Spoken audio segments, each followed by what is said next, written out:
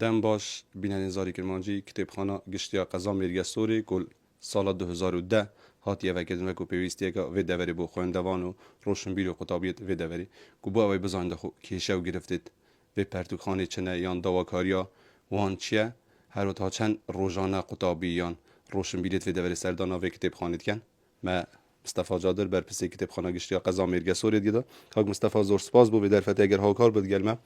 اگر ما باز بگه یان پیناسه که بده سر کتابخانه گشتیا قزا میرگه سوری بله سرتا بخیراتنی دەستگای زاری کرمانزی دەکەم بۆ کتێبخانەکەمان زۆر بەخێر بن. کتێبخانەی گشتی مێرگەسۆر لە ساڵی 2010 دامەزراوە ئەو کاتە بە شێوەیەکی ڕسمی لەلایەن حکوومەتەوە ناسێنرا بەڕووی خوێنەران دەرگای کراوە و زیاتر لە 1500 سەرچاوەمان هەیە و هەروە 4000 کتێبمان هەیە لە بوارە جیاوازەکان لە بەشی مێژوو سیاسی زیاتر او چه بشن کولیده یان بیجین او بشید کولیده زیاتر آن او کسید کو سردانا کتابخانه گفت کن به او بشات خینه و زیاتر زیاتر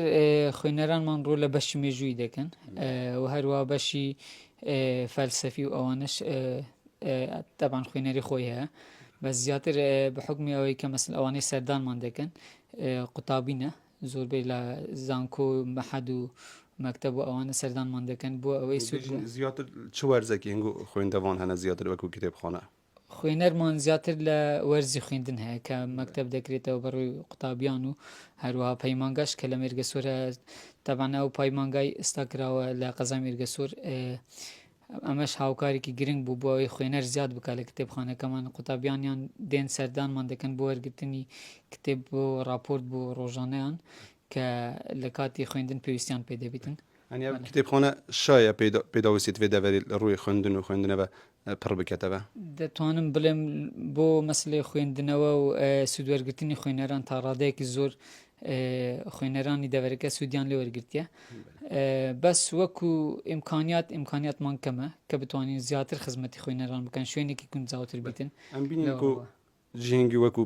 وەکو پێویست نییە ڕەنگە یان بژین کتێبخانە گشتیا مێرگە سۆرێل جیهێکی بیدی نەپەن بی دیار نەبیدن هەنگو هەوڵ نەدا جیهێکی دیکە بێژین کو دیار بیدن بۆ ئەوەی خوێندەوانیان قوتابیان هەر ڕۆشن بیرێک سەردانە کتێبخانە گشتیا مێرگە سۆری بکەن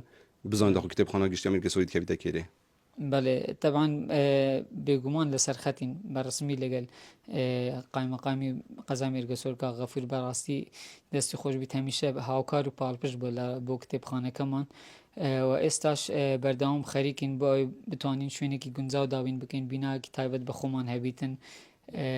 ئیشەڵا لە بەرنامەی بەڕێزیاندایە کە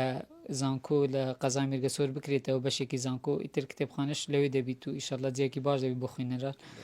تا بەڕاستی پێویستمان بە شوێنە ینی دەبێت شوێنێکە لە سەنتەری قەزابی لە جێکی گونجاو بێ بۆ ئەوەی مثلن هەموو کەسێک کتێبخانە بناسێ بیبێنێتن دیار بێتن نەک لە شوێنێکی داخراوە بێ ئێستامە ئەبێ بە زۆر هانی خوێنەران بدەینیان کتێبخانەیان پێ بناسن کەسێک بێژین سەردانە کتێبخانە هەنگۆ بکەن و هەتا بێتە ناو کتێبخانێ ڕەنگە بچەند تەلەفۆن یان بڕێگە نیشانەدا دێتە ئێرە ماوەیەکی زۆر پێ بچیتەوە بەڵێ بزەوت ینی دەبی بە تەلەفۆن پێشوەخت من ئاگادار دەکەنەوە داوای ناونیشانی کتێبخانە دەکەن جێەکەمان زۆر گونجاو نییە بەس ئیشەڵا لە داهاتوودا لە پرۆژە و پلانی بەڕێزیان و لە پرۆژە پلانی مەژدا هەیە کە بتوانین بیناکی گونجاو بۆ کتێبخانە دروست بکەین و منزەڕێکی جوانی بدەینێ لە ناو پارکێک بێتن بۆ ئەوەی خوێنەران زیاتر سوودی لێ وەربگرن و زیاتر سەردانمان بکەن خۆ شوێ گشتی کار و چالاکێتن گۆ بێژگە بێژین کول سەردانە قوتابیان ڕۆشنبیرا بۆ کتێبخانێ وەکی دێ کار و چالاکی تنگۆ چنە ئێمە وەکو کتێبخانەی گشتی مێرگەسۆر بەردەوام لە خزمەتی خوێنەراندا داوامی ڕۆژانەمان هەیە ینی هەموو ڕۆژی کتێبخانە کراوەیە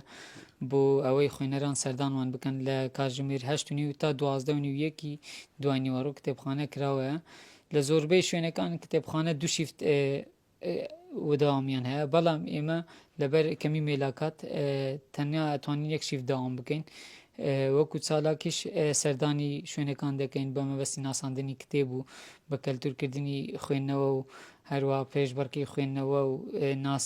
ناساندنی خوێنەرانی دەڤەرەکەمان و نووسەرانی دەڤەرەکەمان بۆ ئەوەی کتێبەکانیان بە خوێنەران بناسینن بە ئەنجامدانی سیمینارێک بێ یاخود چالاکیەک بێتن لە خزمەتیاندا باسی هندی کرد کو او کتاب زیاتر کل و کتابخانه تی نخی نه کتاب میجوینه یعنی اگر بیشین تایبتی چه کتابه کام میجویه تایبت اگر بیشین سر دورا باردان کتابه که تیره دا کل سر بیشین موقعیان سر جغرافیان سر کرده نمر بیشین بارزانی نمر بیتن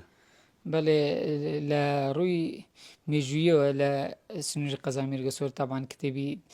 دورا بارزان زور من هیا لو سر سوانه و هر وقت کتابی جغرافیای قزامیر گسورش من هیا کتابی سرکردگان به تایبت مثلا او کتابی جنابی سروک بارزانی که زورترین خوینری لسر لکتابخانه کمان تایبت اوانه دین که اهلی ناساندنی مثلا ناسینوی میجوی خاککیان و سرکردکانیانن و خدمتی جناب سروک بارزانی و بوی مزیگ شانازی که مثلا خوینرمان زیاتر سردانمان دکن و او کتابانه دخوینه باشه زور سپاس بو درفته کو تا بینری زاری کمانج گلک سپاس مصطفی زور سپاس بله بینری زاری کمانج و کو مصطفی جادر بر پس کتابخانه گشتی قزامیر گسوری جی اماج پیدا کو وان کتابخانه کا های بیجین کو زیاتر 4000 کتاب آجی خود گریتن بل بس وکی بیجین بینا و روی بینا و کو پیوست نیا بو گل قائم قزامیر گسوری هر و بر پس دیگر حول دانه بو و بینا کی جه کی دیار بیتن و برچاو بیتن بکنه و بو زیاتر خوندوانیان قطابیان روش میرید و دوری و هر و جه دیگه سردانا و کتابخانه بکنه